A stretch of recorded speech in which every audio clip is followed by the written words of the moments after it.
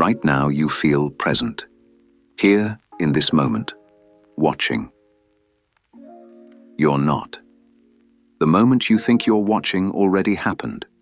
The you doing the watching isn't sitting anywhere. And the report you just received, I am here, now, in control, was assembled by a system that never asked your permission to run. This is the observer defect. It closes a trilogy. A companion dispatch showed the outside was not an enclosure. Another showed the inside was not solid. This one shows the observer is not sovereign, and it walks through exactly how that non-sovereignty operates. The usual promise holds. No soul, no possession, no simulation hypothesis, no external deceiver or demon, not rejected on principle, rejected because they're unnecessary. The mind is unstable enough under ordinary description that no extra agent is required to get this result. And we sort every claim into two boxes, kept strictly apart. A finding is measured, replicated, audited fact. A model is a leading interpretation that is not settled. The first four things you'll hear are findings. The last two are models, and I'll tell you exactly when we cross that line. A model stated as if it were a fact is the worst mistake this dispatch could make. So the boundary gets drawn before the argument starts. Hold us to it. 1. The latency stack. This is a finding. You treat your perception as live access to the present. It isn't. Signals in the nervous system travel at finite speed. By the time any sensory event is ready for you to report, that event is already in the past. And the system doesn't just lag. It edits. It suppresses the smeared image during your eye movements. It holds back its account of a moment until information from that moment's near future has arrived. The present is not perceived. It's assembled after the fact and labeled current. You receive a stabilized delay, and you call it now. 2. The divided executive. Also a finding.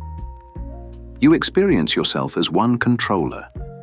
In split-brain patients, one hemisphere acts on an instruction the speaking hemisphere never received, and the speaking hemisphere smoothly invents a reason without ever registering that it made one up.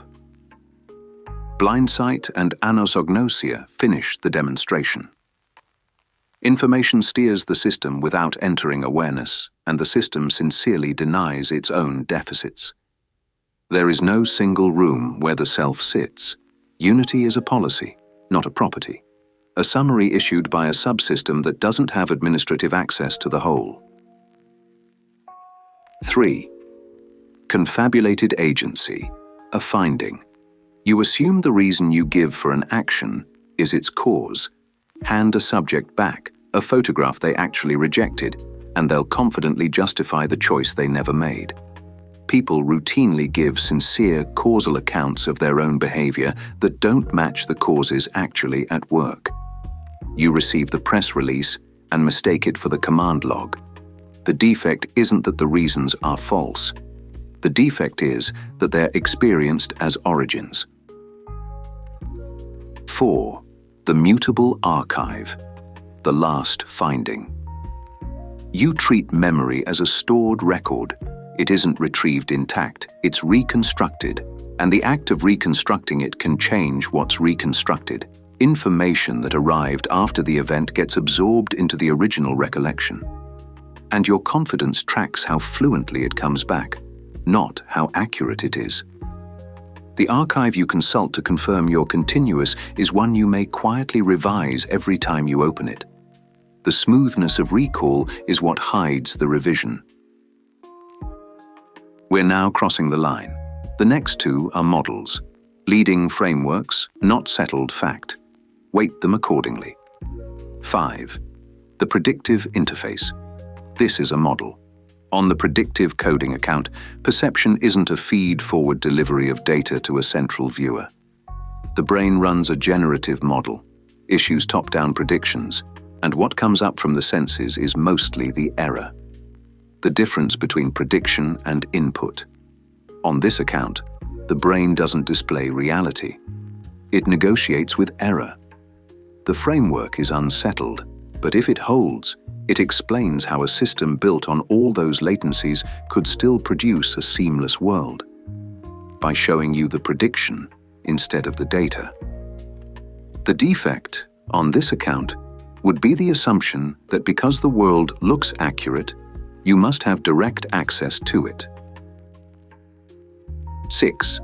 The stateless self, also a model, and a careful one. You treat yourself as a persistent occupant. The claim here is functional, not metaphysical. It does not say the self doesn't exist. It says no central observer module has ever been located. Keep those apart. No observer module has been found is a statement about what neuroscience has turned up. You are not real is a different statement, and it is not the one being made. On the leading accounts, the operations you attribute to a unified self are spread across separate systems, and none of them is the place where they all converge into a viewer. The self is not maintained as an object, it's reissued as an event. The trilogy closes on 3 corrections, each removing a wall you thought was there. The universe is not enclosed. The body is not solid. The observer is not sovereign.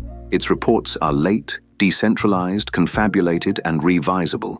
And the leading models hold that a system like that would still report itself as present, unified, authoritative, and continuous.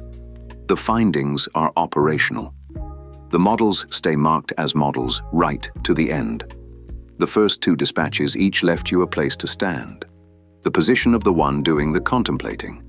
This one takes that away. There's no external deceiver. The defect is the operating condition.